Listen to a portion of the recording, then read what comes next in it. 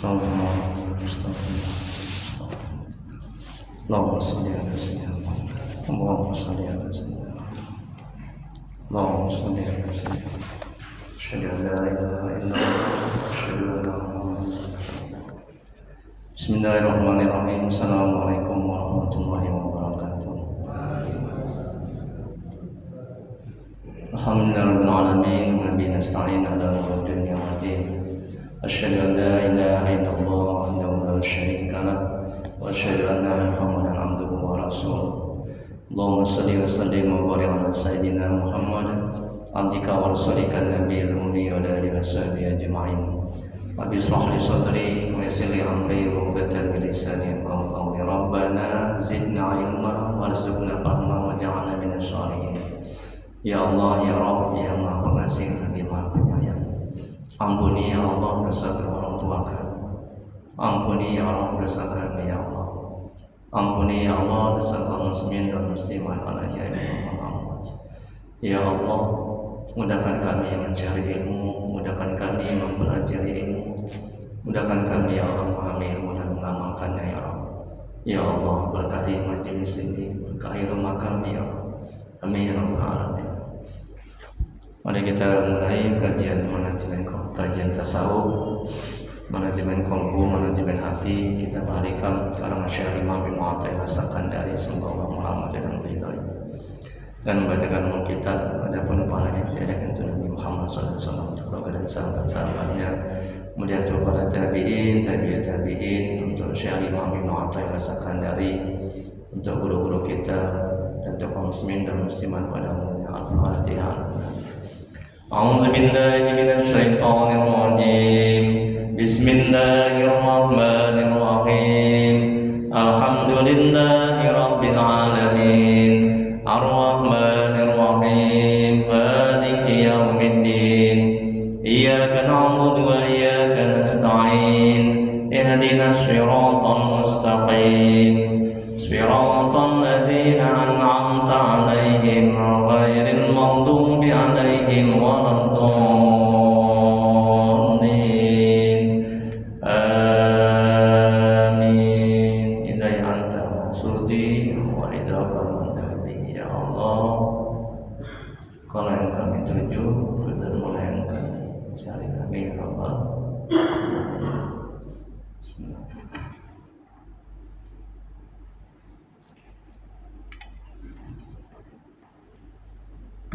Bapak, Ibu, jemaah pengajian yang dirahmati oleh Allah Subhanahu wa taala.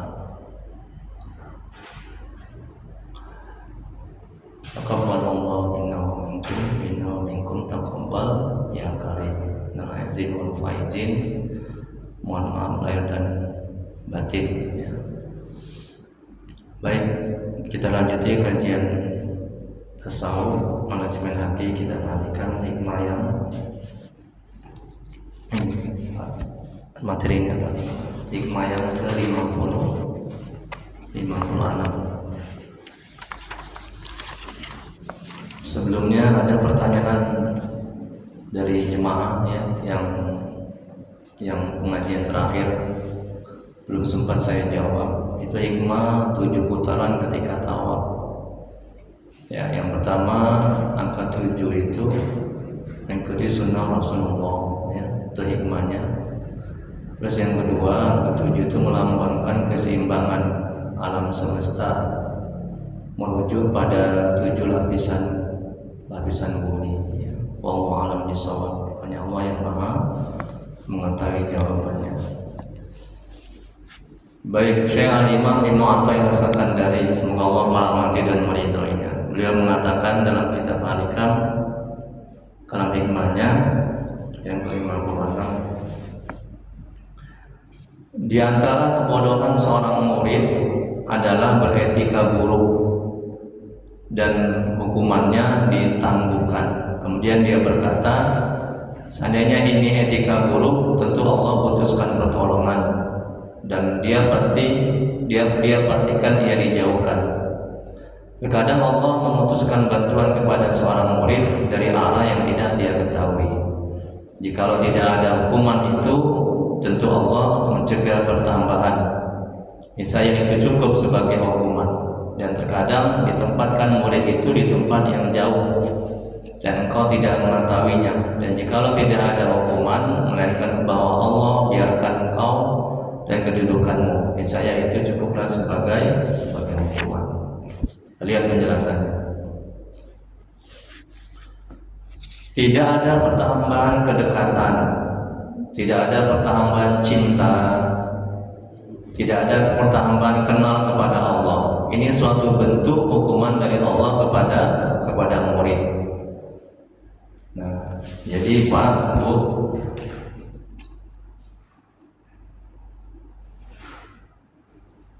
orang yang sedang berjalan menuju kepada Allah itu namanya murid. Sedang ini kita namanya murid, ya. Murid. Jadi hukuman dari Allah itu tidak hanya berupa hukuman fisik. Misalnya sakit, kecelakaan, melanggar, kemudian tidak dapat rezeki, ya, hukuman dari Allah. Nah, jadi juga bisa hukuman dari Allah itu tidak ada kedekatan kepada Allah, tidak ada rasa cinta kepada Allah, kurangnya tidak bertambah kedekatan, tidak bertambah cinta, tidak bertambah mengenal Allah, tidak merasakan hati ini nikmat, lezat ketika kita beribadah, itu hukuman itu, ya. Kaji kita yang lalu itu ciri, kata Imam Ibnu Athaillah dalam hikmah yang lain, dalam kitab Al-Hikam juga, dalam kitab ini, ciri-ciri amal ibadah kita diterima oleh Allah adalah kita merasakan kenikmatan, kelezatan, kenyamanan di hati, kebahagiaan di hati. Nah, sekarang kita sudah merasakan belum? Kalau belum, itu hukuman. Kenapa bisa begitu?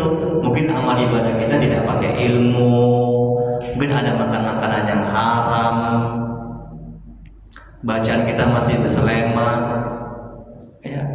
Wudu kita masih belum sempurna, masih ada menzolimi orang, nyakiti orang, apalagi, ya. Salat masih belum khusyuk, masih bersyarat penyakit hati, iri, dengki, takabur, sombong, merasa mulia, merasa hebat, ya. Senang melihat orang susah, susah melihat orang senang. Yang sering saya katakan, tetangga naik pangkat, dia mau nama, tetangga ganti kulkas, dia yang kedinginan, penyakit hati, ya.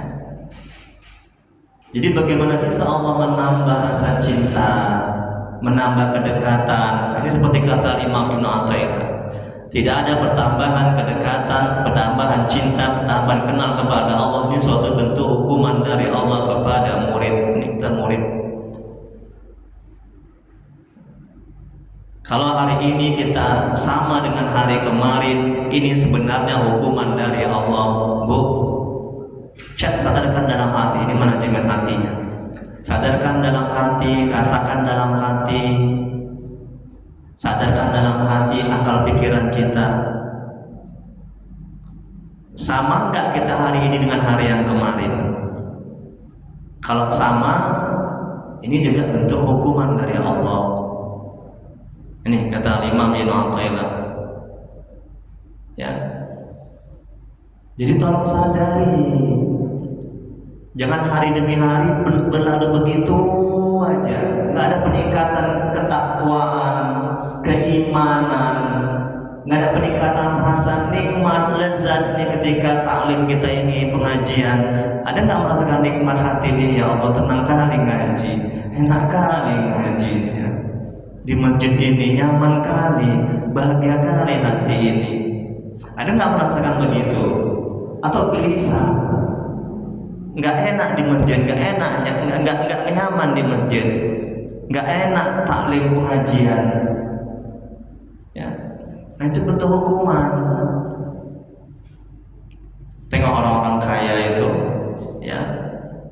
yang tidak dekat kepada Allah, yang tidak menjalankan perintah Allah, yang tidak bertakwa. Mereka banyak harta, pangkat, jabatan, ya.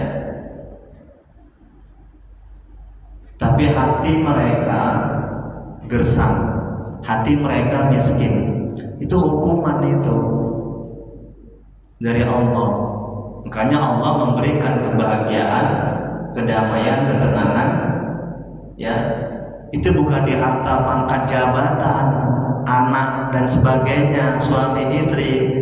Tapi Allah memberikan kebahagiaan, ketenangan, kedamaian. Itu di hati orang yang beriman, di hati orang yang bersih hatinya, di hati orang yang mentauhidkan Allah, di hati orang yang mengenal Allah, di hati orang yang cinta kepada Allah. Jadi jangan silau dengan mereka-mereka itu yang banyak harta, pangkat, jabatan, tapi nggak taat, ya. Demi Allah, hati mereka itu nggak tenang, itu hati mereka nggak bahagia. Jadi harta, pangkat, jabatan dunia itu sifatnya sementara, ya. Kebahagiaan itu kenikmatan di hati.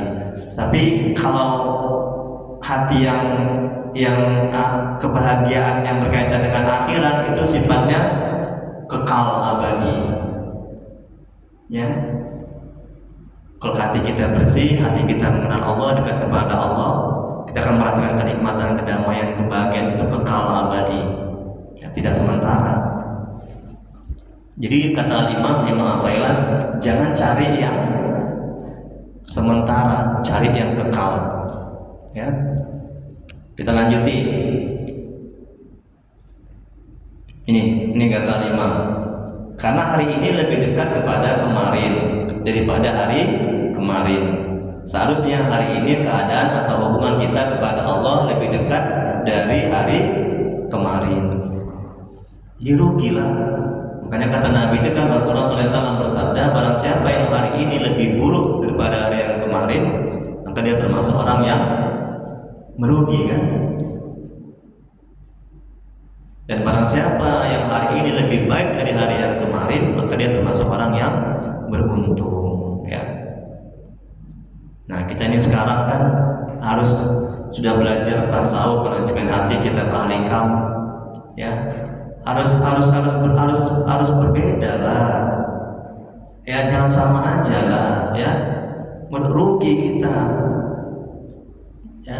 Harus semakin bagus hatinya, semakin khusyuk dalam sholat, semakin sabar ketika tertimpa musibah hati ini, semakin tawakal hati ini, semakin berserah kepada Allah hati ini, semakin bisa peka hati ini ketika orang susah kita mau membantu. Ya, pintar merasa, jangan merasa pintar, ya.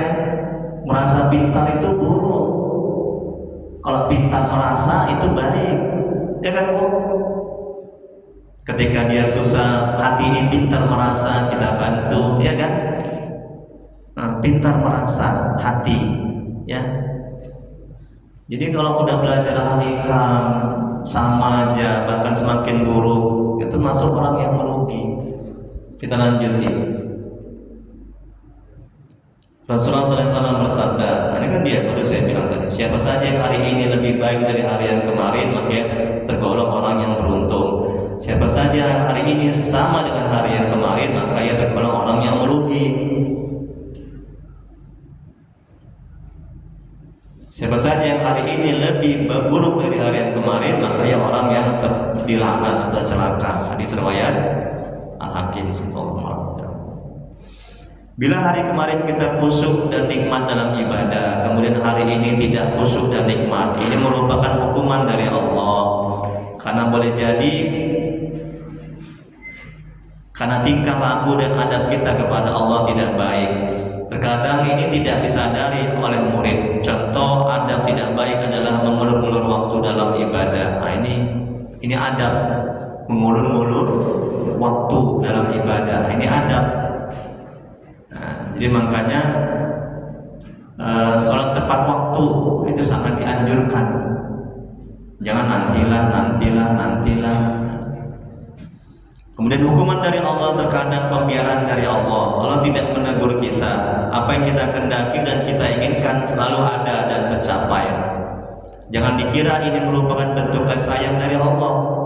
Ciri-ciri orang yang disayang oleh Allah adalah terkadang ia menemukan kesulitan, kesedihan, dan musibah-musibah lainnya sehingga hatinya kembali kepada Allah. Tengok kan. Jadi jangan dikira kalau misalnya diberi apa yang kita inginkan, ya, itu bentuk kasih sayang Allah. Jangan dikira begitu. Ya.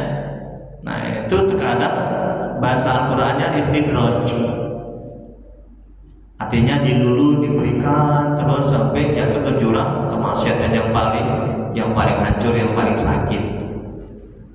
Jadi kalau orang-orang yang enggak taat itu kemudian diberi harta, pangkat, jabatan, itu namanya istidraj. Istidraj itu zahirnya nikmat, lahirnya nikmat, zahirnya nikmat, tapi batinnya itu azab. Ya. Nah begitu juga kalau kita sering mendapat kesulitan, dapat musibah, ya, nah itu terkadang itu juga bukan berarti azab, laknat, Allah nggak sayang. Justru Allah sayang. Ya, diingatkan kita dengan musibah. Apa jadinya kalau kita nggak kena musibah? Makanya ulama-ulama dulu itu, ya, sufi-sufi, para sufi, wali-wali Allah itu, kalau mereka tidak kena musibah aja dalam waktu 1 hari, 2 hari, 3 hari, ya, mereka sudah sudah nggak tenang hatinya. Jangan-jangan Allah nggak sayang, Allah nggak cinta. Nah ini manajemen hatinya. Kan kita bisa bersabar ketika kena musibah. Sadarkan dalam hati akal pikiran kita, rasakan dalam hati akal pikiran kita bahwa Allah sayang kepada kita, karena Allah ingat. Ya. Tanda Allah ingat diberikannya musibah. Tapi kalau kita menganggap kesulitan itu azab, hukuman, streslah kita, menderitalah kita. Nah, langsung setan itu langsung mengganggu, langsung menghancurkan. Nah, langsung membinasakan setan dan nafsu. Itu makanya manajemen hatinya, kesadaran di awal, ya. Jadi cara pandang kita, ya, dalam menyikapi musibah itu penting. Nah, kalau cara pandang kita, ya, bahwa musibah itu bentuk kasih sayang Allah, maka kita akan bisa bersabar. Ini tadi kata Imam, bentuk kasih sayang dari Allah. Kemudian hukuman dari Allah tidak harus dalam bentuk jasmani. Tengok kan, misalnya sakit dan lain-lain, ya, belanggar, kecelakaan, nggak ada duit, tidak selalu itu, ya. Terkadang hukuman itu berupa penghentian bantuan rohani yang akhirnya tanpa dirasakan dan disadari oleh murid, sehingga ia kering dan mati. Sama halnya menanam pohon, bila disiram dan dipupuk ia akan hidup dan berkembang. Bila tidak disiram dan dipupuk maka pohon akan mati. Demikianlah Allah bila menghentikan bantuan rohani kepada seorang karena ia jahat adalah kepada Allah. Karena ia jahat adab kepada Allah, maka Allah hentikan bantuan rohani. Ia beribadah tapi rasa dan manisnya dalam ibadah sedikit akan hilang dari orang tersebut. Nah, jadi untuk mendekati paham sama seperti kayak pohon. Pohon itu kan kalau nggak disiram dia akan mati. Nah, begitu juga. Nah, kita kalau buat maksiat, buat dosa, Allah akan menghentikan bantuan rohani. Berupa apa bantuan rohani dari Allah?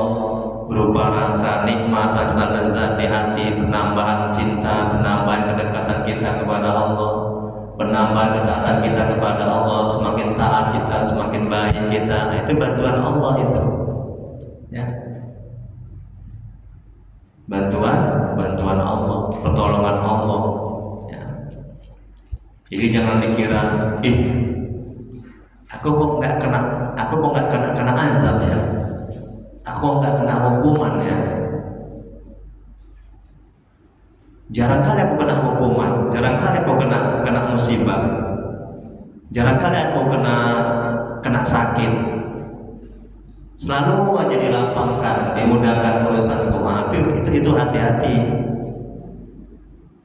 Ya, itu hati-hati. Kalau kita nggak taat tapi dimudahkan segalanya, itu tadi, itu bentuk hukuman dari Allah. Ya, itu bisa menghancurkan nantinya. Jadi jangan dikira itu bukan hukuman. Oke, lanjuti halaman 2. Ini sampai halaman 3. Jadi bila seorang murid atau tiap-tiap orang yang hendak dekat dan mengenal Allah dengan membaguskan keadaannya dan istiqomah di jalannya, ada kalanya dengan arahan oleh seorang alim, ada kalanya minta bantuan oleh kawan yang jujur, yang soleh, itulah dia murid. Ya. Bila jahat adab kepada Allah, kepada Rasul, guru dan teman, bila tidak terlihat ada hukuman, maka jangan mengatakan bahwa yang dilakukannya itu adalah baik. Nah itu. Jadi kalau dia jahat, ya, sama kurang adab sama Allah, menunda-nunda sholat, ya kan?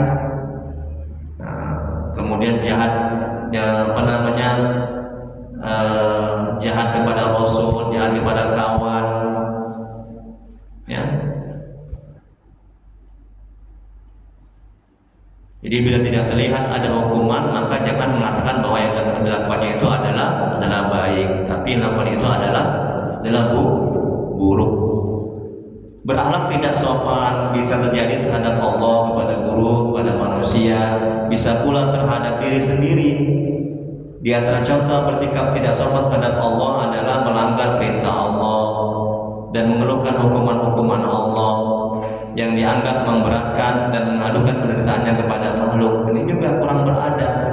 Kalau sakit selalu aja mengadu kepada makhluk. Wahai teman, wahai istriku, wahai suamiku, wahai anak-anakku, sakit, selalu aja mengadu. Ya, ini juga kurang beradab. Jadi mengadu dulu kepada Allah, minta kepada Allah, ya, berserah kepada Allah, baru kepada makhluk. Ya, nggak apa-apa kita bilang kepada makhluk, tapi tingkatkan dalam hati, ya, kita minta tolong kepada makhluk itu menjalankan perintah Allah, saling tolong menolong, ya. Yang bukan makhluk yang menghasilkan hajat kebutuhan kita, ya. Makhluk hanya sebagai wasilah perantara sampainya kebutuhan itu kepada kita. Kemudian berikutnya di antara contoh bersikap tidak sopan terhadap guru adalah membangkang dan tidak mau menerima nasihat dan saran mereka. Jika seorang salik belum juga sampai kepada Allah, ini kita namanya salik, ya. Boleh jadi disebabkan oleh pembangkangannya secara diam terhadap gurunya. Ini juga adab kita kepada guru, kepada ustadz. Kalau kita mengaji ini kan, jangan ustadz yang menjelaskan, dia cerita di belakang misalnya, itu kan adab, ya kan? Nah, jadi kalau kurang beradab kepada guru, maka ilmu itu tidak akan bermanfaat, ya. Nah, akan semakin jauh dia dari Allah, tidak akan semakin dekat. Dia akan mendapatkan kesulitan dalam mengamalkan ilmu-ilmunya itu, ya. Kemudian contoh bersikap tidak sopan kepada manusia adalah yang pernah terjadi pada Syekh Al-Imam Junaid Al-Baghdadi, semoga Allah merahmati dan meridhoinya. Ini wali Allah ini. Ya, rujukan kita untuk tasawuf adalah Syekh Al-Imam Junaid Al-Baghdadi. Kalau dia tauhid, Imam Maturidi. Kalau dia fikih itu 4 mazhab, Maliki, Hambali, Hanafi, Syafi'i. Saat dia melihat seorang miskin yang meminta-minta kepadanya, ketika itu dalam hatinya, sekiranya ia bekerja untuk memenuhi kebutuhan dirinya, tentu akan lebih baik. Akibatnya wiridnya pada malam itu terasa berat baginya. Ia bermimpi melihat sekelompok orang yang mendatanginya membawa orang miskin itu di atas meja hidangan. Mereka berseru kepadanya, makanlah dagingnya karena engkau telah menggibahnya. Akhirnya Syekh mencari orang miskin itu Saat menemukannya, ia pun lantas mengucapkan salam kepadanya. Kemudian orang miskin itu berkata, "Pulanglah kembali, wahai Al-Qasim, wahai Abu Qasim." Nah, ini yang contoh dari tidak sopan kepada manusia. Itu masih di hati aja. Ya, di hati Al-Imam Junaid Al-Baghdadi, ketika ada orang miskin itu minta-minta, dalam hatinya, seandainya dia bekerja tentu lebih baik. Itu nggak boleh itu. Ya, itu di level wali Allah itu, orang sufi itu sudah kesalahan. Kita berusaha juga seperti itu. Kalau ada orang miskin datang minta-minta, jangan bilang seperti itu. Seandainya dalam hati, seandainya kau bekerja tentu lebih baik, itu nggak boleh. Kalau nggak ngasih aja ya. Jangan pula mengatakan seperti itu. Tapi lebih baik kita kasih. Mana tahu dia malaikat, ya kan? Nggak tahu. Ya. Kan sedekah itu. Ini Syekh Abdul Qasim ini ya. Nah, jadi gara-gara hatinya itu menggibah, susah dia untuk zikir tengah malam. Saya bayangkan itu. Makanya dosa itu membuat kita susah ibadah, susah taat. Nah, boleh jadi hati kita tidak merasakan kenikmatan, kelezatan dalam ibadah karena maksiat dan dosa kita. Ya. Bagaimana mungkin kita mau merasakan hati ini? Bagaimana mungkin hati ini bisa khusyuk dalam beramal ibadah, dalam sholat? Ya. Kalau hati ini masih penuh dengan penyakit, masih melakukan dosa dan maksiat, itu nggak akan bisa khusyuk. Khusyuk kan di hati, bukan di akal pikiran. Jadi sepanjang hati itu masih belum bersih, penuh dengan penyakit hati, ya, maksiat dan dosa, hati ini masih iri, dengki, takabur, sombong, ya, merasa lebih hati ini, merasa suci, merasa sudah hebat, itu nggak akan bisa khusyuk dalam beramal ibadah dan nggak akan bisa bersabar dalam menghadapi musibah. Ya. Tuh, makanya bersihkanlah hati selalu ya, banyak bertobat, istighfar, zikir, selawat. Ya, naik kereta, Allahumma sholli ala sayyidina Muhammad, Allahumma sholli ala, naik mobil, Allahumma sholli ala. Nah, itu amalan saya itu bisa diinikan Bu, Pak, bisa diamalkan. Amalan zikir saya sekarang selawat, di mana-mana selawat. Lebih kurang ada 100 manfaat bersolawat kepada Rasul. Ya, diantaranya ya, Nabi akan memintakan kepada Allah untuk mengampuni dosa kita. Kalau Nabi yang minta, dikabulkan enggak? Mana mungkin enggak dikabulkan, ya kan? Nabi mendoakan kepada Allah untuk diampuni dosa kita, dimudahkan rezeki, dimudahkan segala urusan. Ya, hampir 100 manfaat bersolawat. Di situ ada zikir, di situ ada segala macam kan. Allahumma sholli. Kalau salawat saya, Allahumma sholli ala sayyidina Muhammad wa ala alihi wasallim. Jangan hanya pada Nabi, tapi juga kepada keluarganya, ya, kepada sahabatnya. Allahumma sholli ala sayyidina Muhammad wa ala alihi wasallim. Itu salawat saya. Mana-mana saya bersalawat. Amalkan yang Pak, dan berbagi amalan. Kemudian berikutnya, di antara contoh bersikap tidak sopan terhadap diri sendiri adalah mengedepankan pemenuhan syahwat yang dihalalkan daripada pemenuhan kewajiban yang sudah ditetapkan Allah. Para ulama menjelaskan tentang bahaya syahwat. Seluruh yang diinginkan nafsu adalah syahwat. Ya, syahwat.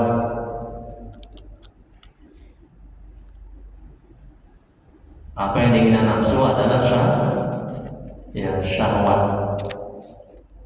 Syekh Imam Abu Hasan As-Sadzili semoga tidak meridhoinya. Ini gurunya Syekh Imam Abdul Abbas Al-Mursi. Syekh Imam Abdul Abbas Al-Mursi itu guru dari Syekh Imam Ibnu Athaillah As-Sakandari. Syekh Imam Abdul Hasan As-Sadzili ini masih zuriat Nabi dari silsilah Hasan ya. Ada cucu Nabi kan Hasan dan Husain kan. Nah, ini cucu. Nah, ini masih zuriat Nabi ya. zuriat Rasul. Semoga Allah merahmati dan meridai mereka. Apa katanya? Barang siapa nafsunya tidak merelakannya untuk melakukan ketaatan dan mengabaikan syahwat, maka penawarnya ada pada dua hal, yaitu yang pertama mengetahui nikmat Allah yang diberikan kepadanya berupa petunjuk pada Islam dan cinta keimanan sehingga dia mensyukurinya dan dia menjaga kekalnya untuknya.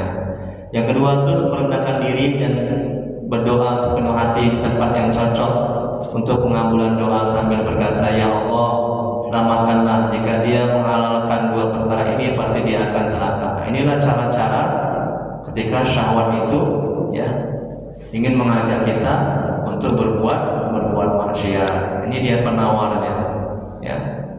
Teman mengetahui nikmat Allah. Yang kedua terus merendahkan diri berdoa. Kemudian Syekh Imam Abdul Haris Al-Muhasibi, semoga Allah merahmati dan meridhoinya. Ketahuilah bahwa segala akal yang tidak mengandung tiga hal adalah akal yang lemah atau akal yang tunduk kepada keinginan hawa nafsu, yaitu lebih mengutamakan ketaatan daripada kemaksiatan, lebih mengutamakan pengetahuan daripada ketidaktahuan, lebih mengutamakan agama daripada dunia.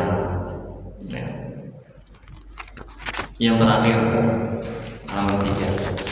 Sampai di sini dulu lah. Sebelum kita lanjutkan halaman 3, kita udah berdiskusikan, tapi mesti berkenaan dengan ini ya.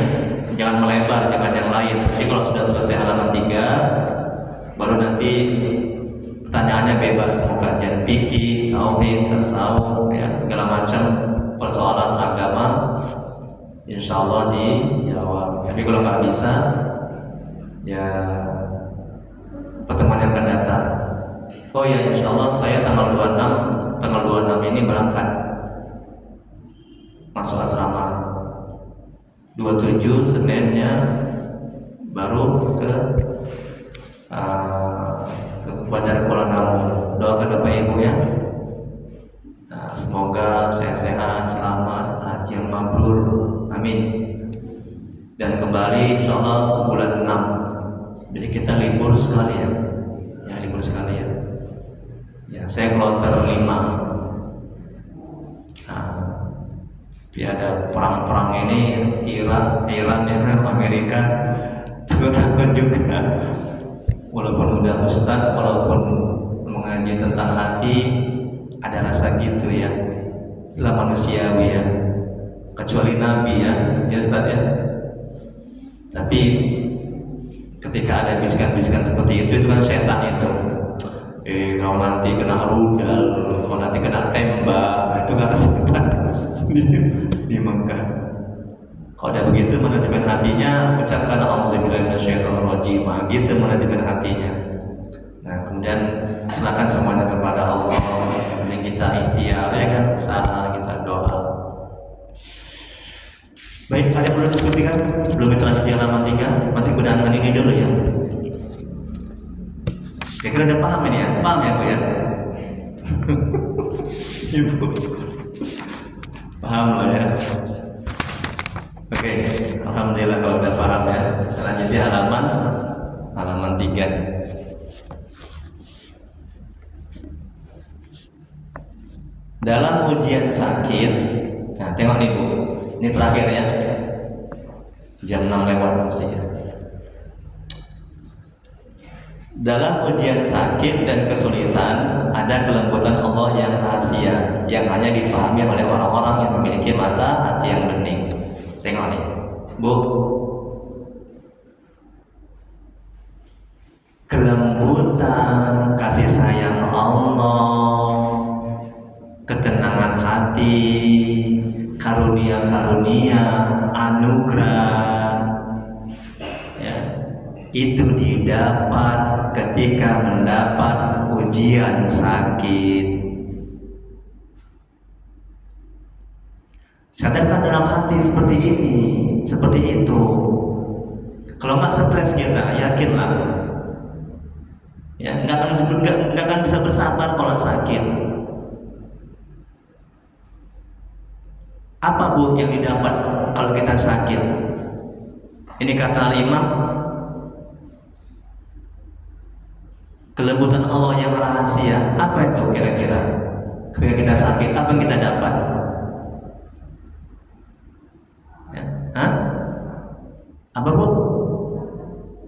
sabar.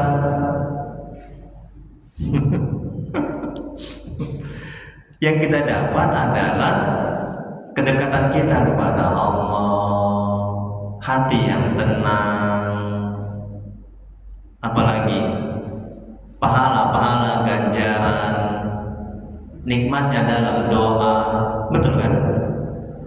Kan nikmat itu. Kalau kita sakit kita berdoa, ya Allah, sembuhkan penyakitku ya Allah, sambil bercucuran air mata. Tapi kalau kita sehat, kita doa sembarangan.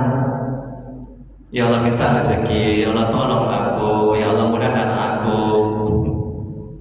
Ya. Jadi hati ini kita semakin dekat, semakin mengenal, semakin menikmati ibadah. Kalau kita sakit, tapi jangan minta sakit ya, sombong itu, nggak boleh. Kalau Allah mentakdirkan sakit, kalau Allah mentakdirkan dapat kesulitan, misalnya anak belum taat, suami belum taat, istri belum taat, ya, itu nikmat itu. Nah, makanya manajemen hatinya sadarkan seperti itu. Jangan dianggap sebagai azab, laknat dari Allah. Jangan dianggap sebagai hukuman dari Allah. Kalau itu yang kita lakukan, ya, menderita kita, stres kita, nggak akan kuat kita menerima cobaan itu. Hanya sekarang kan lagi kesulitan kan di Indonesia kan. Apa sulitnya? Ya apa-apa naik kan, plastik naik, tempe tahu naik ya, barang-barang sembako kan naik ya, kan kesulitan itu kan. Makanya manajemen hatinya jangan itu dianggap sebagai hukuman, sebagai azab, sebagai laknat. Tapi anggap itu sebagai apa? Sebagai nikmat karunia. Nah, kan dengan kesulitan itu kita semakin rajin ibadah, rajin taat, rajin berdoa. Hati kita semakin tenang, semakin bisa bersabar, semakin mengenal Allah. Itu kan karunia. Ini tadi kata Al-Imam, dalam ujian sakit, tengok halaman 3 yang terakhir. Kata Al-Imam, dalam ujian sakit, nah, tengok kan nikmat lagi nih kan, dikasih nih lontong. Semoga Allah membalas ya kebaikan BKM ini ya, Masjid Al-Fajar. Amin ya rabbal alamin. Bu, aminkan bu. Ibu giliran aminkan aja pun payah. Giliran lontongnya mau. Bercanda ya bu ya. Mendoakan itu anjuran agama, selalu mendoakan. Tengok, ada nggak kita minta nih nasi ini, makanan ini? Nggak ada kan? Itu artinya kita nggak minta aja dikasih, apalagi minta. Makanya kata Al-Imam dalam kitab Al-Hikam, bu, tengok kemari, jangan tengok ke situ. Ibu ini pun cemburu saja nih. Tadi kurang beradab sama guru tadi kan, kaji kita kan, nanti jadi gak berkah ilmunya. Bercanda ya bu ya.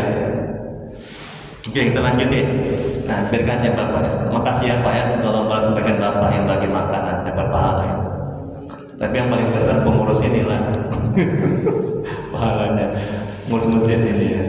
Enggak semuanya besar ya, ya tergantung inilah ya, tergantung beratnya ibadah. Mengurus masjid ini kan berat ini, jangan Ustaz, jangan haji. Nah, tahajud berat nggak bu? Berat kan? Tapi ganjaran pahalanya besar. Mengurus masjid ini, ya, ini berat ini, ya, tapi pahalanya besar. Jadi besar kecilnya pahala bergantung sejauh mana berat ringannya suatu apa? Suatu ketaatan. Puasa berat enggak? Kemarin berat. Tapi kalau tengok makanan terus ringan Ustaz. Ya. Pahalanya besar ya. Nah, itu ya. Makanya kalau orang tahu ganjaran pahala ngurus masjid, mereka akan berlomba-lomba mau. Tapi nggak ada gajinya ya kan? Enggak mau Ustaz, gajinya nggak ada. Banyak orang gitu kan. Tapi Allah Subhanahu wa taala yang menggaji, yang membalas. Ya. Makanya saya banyak berbuat kebaikan, Allah yang balas. Jadi keyakinan bahwa Allah membalas, kita akan termotivasi untuk mau melakukan. Dan sudah saya rasakan itu sampai sekarang. Saya bisa haji, saya bisa beli mobil, saya segala macam karunia anugerah yang Allah berikan kepada saya. Itu buah dari kebaikan yang saya lakukan tanpa pamrih. Ini kita berbagi, tidak bermaksud ria. Ya, seorang guru, seorang ustaz mengajarkan murid-muridnya ya untuk melakukan kebaikan. Nah, ini penting. Ya, penting. Contoh Bu yang baik-baik ya dari saya, yang buru-buru ditinggalkan, jangan dicontoh. Karena nggak semua yang saya berikan itu mungkin ada kurangnya, ada nggak baiknya. Yang baik diambil, yang buruk jangan diambil. Oke, baik, kita lanjuti. Sampai mana tadi? Dalam ujian sakit dan kesulitan ada kelembutan Allah yang rahasia. Tengok kan?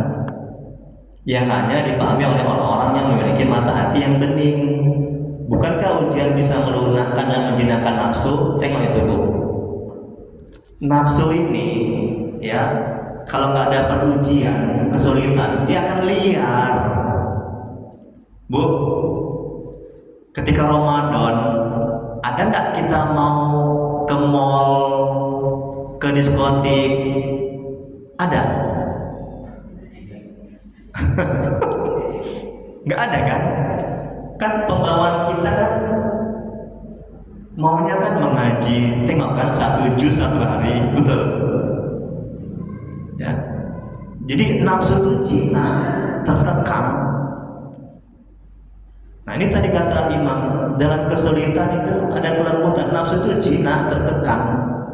Ujian itu bisa melunakkan, menjinakkan nafsu sehingga tidak lagi menggoda meminta bagiannya. Bersama ujian ada kelemahan dan kehinaan, dan bersama kelemahan terdapat pertolongan. Allah berfirman dalam Al-Quran, Allah telah menolong kalian dalam perang Badar saat kalian lemah. Al-Imran ayat 1, 2, 3. Ini dalam ujian sakit, di situ ada bantuan pertolongan. Dalam kita nggak berdaya, ya, di situ hilang merasa hebat, merasa mulia, ego segala macam. Kalau kita sakit, ada nggak kalau misalnya kita sakit kita petenteng gitu, oh kau siapa? Kan nggak ada kan? Tapi sadar kita bahwa kita ini lemah, kita ini nggak berdaya, sehingga kita rendah hati, tawadu, ya kan? Kalau kita puasa kan kita lemas, sehingga kita nggak berdaya, sehingga kita rendah hati. Tengok nih, kita nggak makan aja setengah hari aja udah lemas. Apa yang mesti kita banggakan? Apa yang mesti kita hebatkan? Betul kan? Ya kita rendah hati, kita nggak sombong jadinya. Dalam ujian sakit juga begitu. Makanya kalau orang nggak kena ujian, dia akan sombong, dia akan angkuh, dia akan merasa mulia, merasa hebat. Jadi ujian itu menjinakkan nafsu, mengekang nafsu.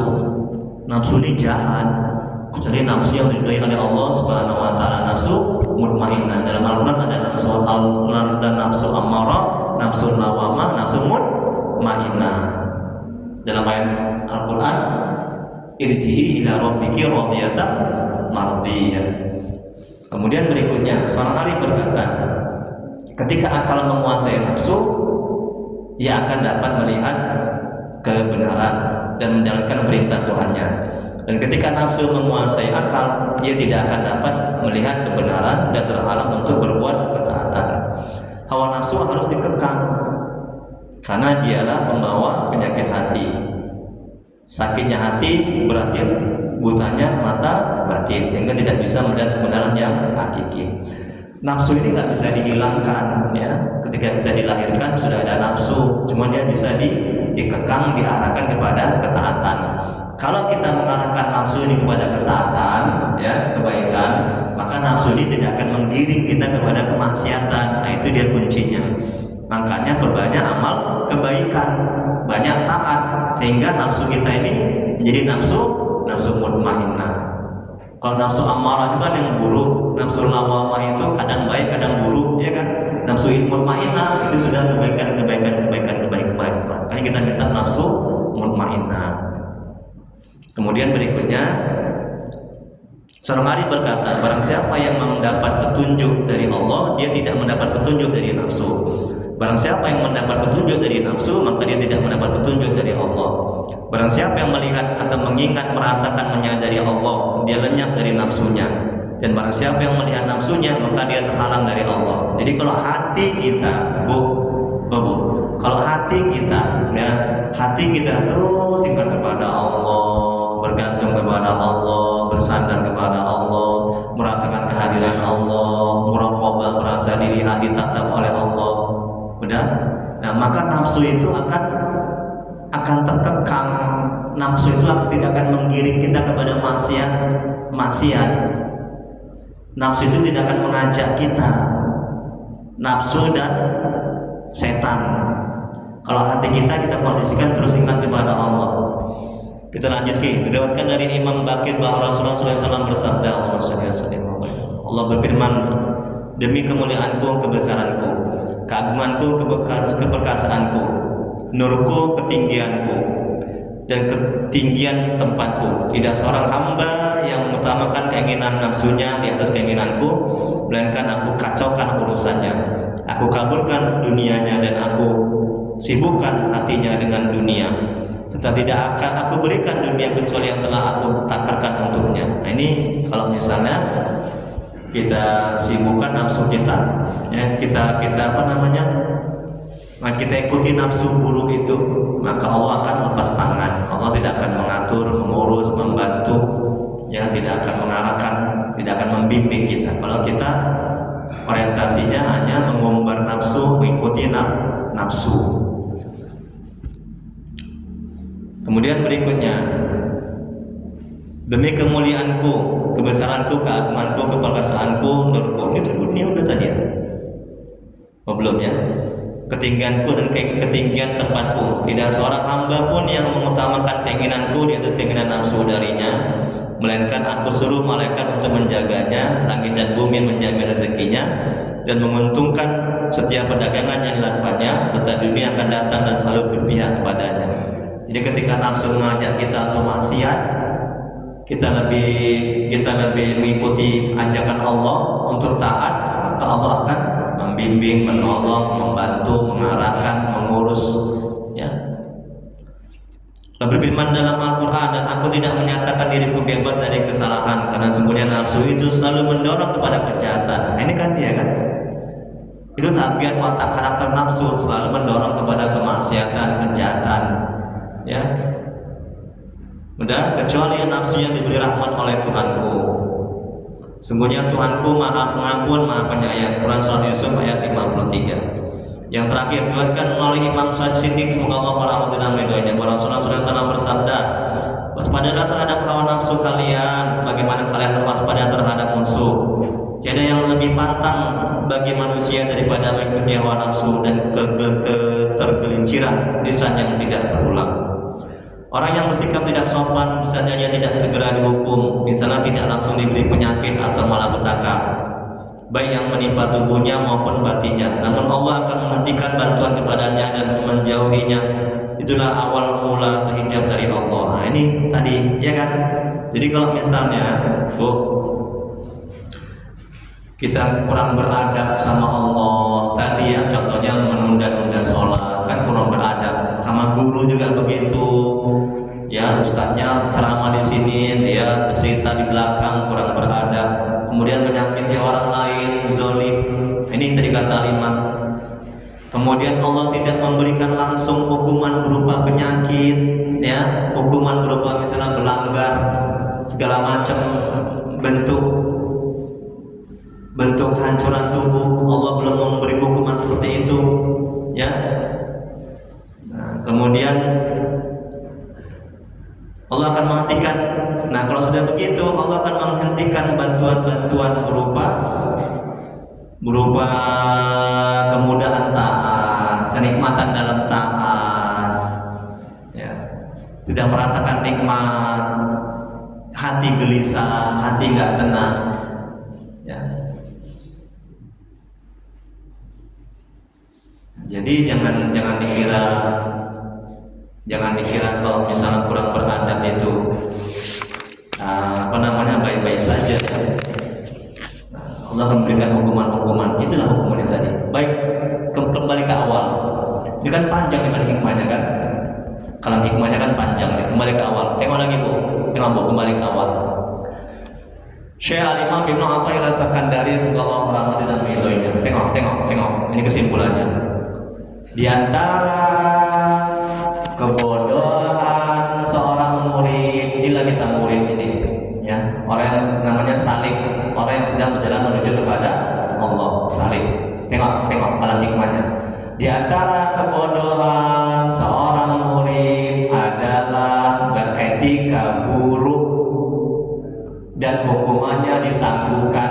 Kemudian dia berkata, seandainya ini etika buruk, tentu Allah putuskan pertolongan dan dia pastikan ia dijauhkan. Tengok. Jadi bodoh ketika dia kurang beradab tadi, menunda-nunda sholat, kemudian menyakiti orang misalnya, kemudian tidak beretika kepada guru, ustadz, ya. Benar hukuman ditangguhkan, kemudian dia berkata, seandainya ini etika buruk, tentu Allah putuskan pertolongan dan dia pastikan ia dijauhkan. Dia mengatakan seperti itu. Kita lanjuti lagi. Terkadang Allah memutuskan bantuan kepada seorang murid dari arah yang tidak dia ketahui. Jikalau tidak ada hukuman itu, tentu Allah mencegah pertambahan. Niscaya itu cukup sebagai hukuman. Jadi ketika si murid ini, ya, melakukan adab yang buruk, kemudian dia menganggap kalau aku melakukan adab yang buruk, tentu Allah menghukumku.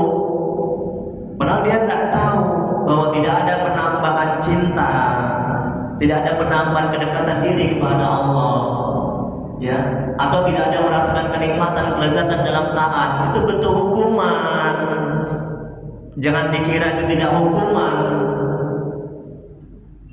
Nah, jadi tadi ini dalam hikmah ini murid ini menganggap kan aku nggak kena bala bencana, badanku nggak kena penyakit, ya, berarti Allah tidak menghukumku, berarti adab-adabku yang buruk kepada Allah baik-baik saja, nggak dapat hukuman. Dikira seperti itu, ya. Jadi hukuman itu tidak hanya berbentuk fisik, paham ya?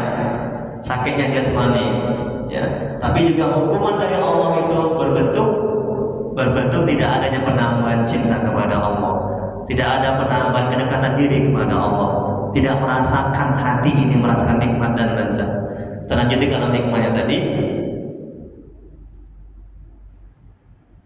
Dan terkadang ditempatkan murid itu di tempat yang jauh dan engkau tidak mengetahuinya, dan jikalau tidak ada hukuman, dengan bahwa Allah biarkan engkau dan kehendakmu, niscaya itu cukuplah sebagai hukuman. Jadi Allah membiarkan, ya. Artinya apa yang kita lakukan itu misalnya salah, Allah tidak memberikan hukuman. Kemudian kalau misalnya diberikan oleh Allah kemudahan, ya, dan yang lain-lainnya, kemudian dia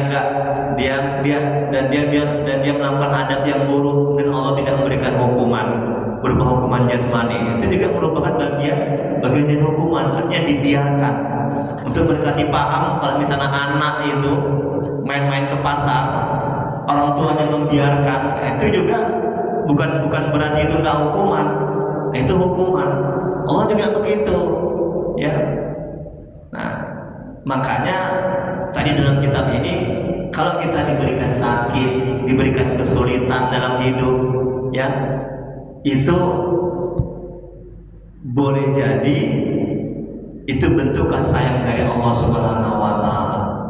Dan hati-hati kalau kita tidak diberikan sakit dalam waktu yang lama, kalau kita tidak diberikan kesulitan oleh Allah dalam waktu yang lama. Makanya wali-wali Allah, orang-orang soleh, para sufi, ketika tidak diberikan kesulitan, ketika tidak diberikan sakit dalam waktu seminggu, 3 hari, 4 hari, mereka gelisah, ya, mereka gelisah, hati mereka, Ya, mereka menganggap Allah sudah gak sayang lagi kepada mereka, Allah gak cinta lagi kepada mereka. Jangan-jangan Allah sudah gak sayang sama aku, kata mereka. Jangan-jangan Allah gak cinta kepada aku. Jangan-jangan Allah tidak peduli lagi sama aku. Makanya hati-hati. Kalau kita tidak kena musibah, kesulitan, gak kena sakit. Jangan minta sakit, ya Allah sakitkan aku ya Allah. Itu nantang, tidak boleh. Paham ya? Enak kan? Nikmat kan? Jadi beruntunglah sekarang bagi yang sakit. Betul? Yang Ustaz Sabarudin beruntung. Bapak sakit kan kakinya? Beruntung ya. Ibu mau sakit? Jangan. Takut Ustaz nanti sakit belum bisa sabar. Ya. Masya Allah, tabarakallah. Ya Allah. Jadi semua yang Allah tentukan itu baik, betul. Semua yang Allah takdirkan itu baik, betul. Gak ada yang buruk. Yang buruk kalau kita menyikapi dengan sikap terburuk, menganggap takdir Allah itu azab, laknat. Masuklah setan, diganggu sama setan, sama nafsu, stres, menderita. Makanya yang pernah saya sampaikan ada cuma saya mau bunuh diri, na'udzubillah, karena dia gak terampil menata hatinya. Wallahu a'lam, hanya Allah yang maha mengetahui. Jam 6 lewat. Saya gitu aja, beribu jangan buru-buru. Silakan bertanya, bebas, tanya pikir, tahu yang lainnya bebas. Mau tentang ruqyah juga silakan. Ada? Ya, silakan baca. Apa kabar Pak Haji? Sehat? Yang pertanyaan kemarin sudah saya jawab ya. Nah, ya, gimana Pak Haji? Ya, sama-sama. Ya. Ya.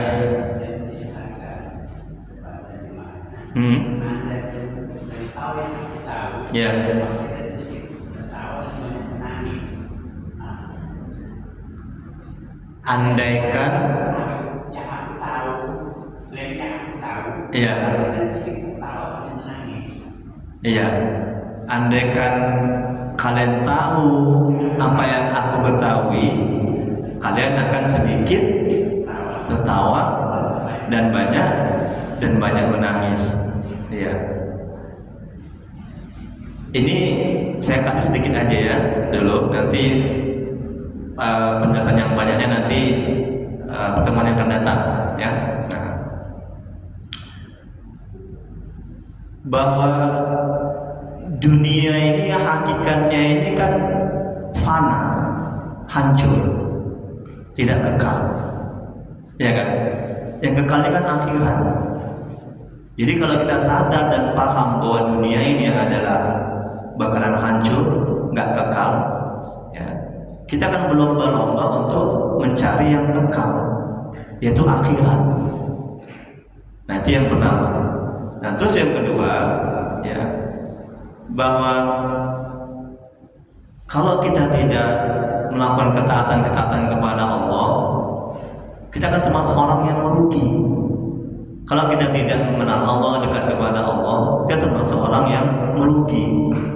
Kalau misalnya kita sia-siakan hidup kita di dunia tanpa beramal ibadah, kita termasuk orang yang merugi.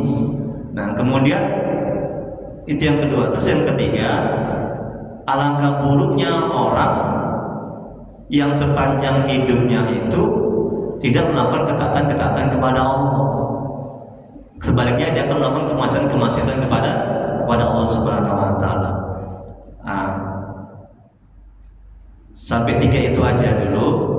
Nanti selebihnya akan saya tambahkan lagi di pertemuan berikutnya yang lebih lengkap, yang lebih baik lagi. Ya. Wallahu a'lam bishawab, hanya Allah yang mengetahui jawabannya. Ada lagi yang lain?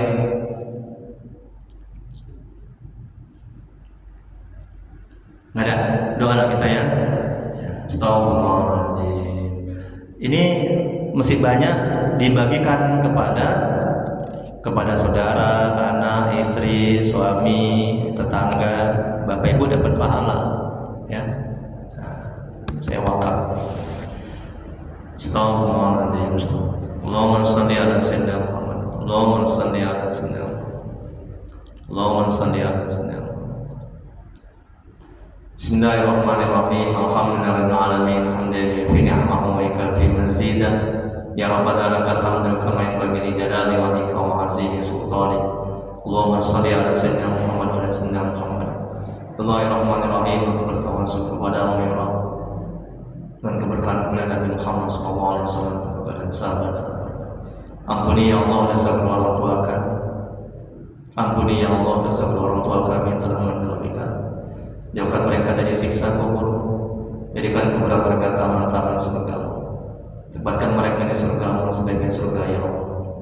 Ya Allah, mohon ya Allah ampuni dosa dan maksiat kami ya Allah. Ampuni sebesar apapun masa lalu kami. Terima amal ibadah kami, terima taubat kami, kasihlah kami ya Allah. Ya Allah, mohon ya Allah, tolong ya Allah, ampuni dosa kaum muslimin dan muslimat ala yaminum wal amwat. Ya Allah, jadikan rumah tangga kami rumah tangga yang sakinah mawaddah warahmah. Jadikan anak-anak kami yang soleh-solehah dengan kami yang musibah dan bala bencana. Ya Allah, tuntun hati kami agar bisa istiqomah dalam taat-taatan kepada-Mu, agar bisa selalu mengingat, agar bisa selalu selawat kepada Rasul-Mu ya Allah. Ya Allah, mohonlah ya Allah, tolonglah ya Allah. Bila di antara kami jemaah ini ada yang sakit, mohon ya Allah angkat penyakitnya ya Allah, beri kesembuhan kepadanya ya Allah, beri kesabaran kepadanya ya Allah. Bila ada yang mendapat kesulitan hidup, mohonlah ya Allah mudahkan kesulitannya ya Allah, beri jalan keluarnya ya Allah. Ya Allah, murahkan rezeki kami yang berkahi, mudahkan usaha kami yang berkahi, panjangkan umur kami yang berkahi ya Allah. Rabbana atina fid dunya hasanah wa fil akhirati hasanah wa qina azabannar. Wassallallahu ala sayyidina Muhammad wa ala alihi wasallam. Subhana rabbika rabbil izzati amma yasifun wa salamun alal mursalin walhamdulillahi rabbil alamin. Allahumma shalli ala sayyidina Muhammad. Taqabbalallahu minkum. Assalamualaikum warahmatullahi wabarakatuh.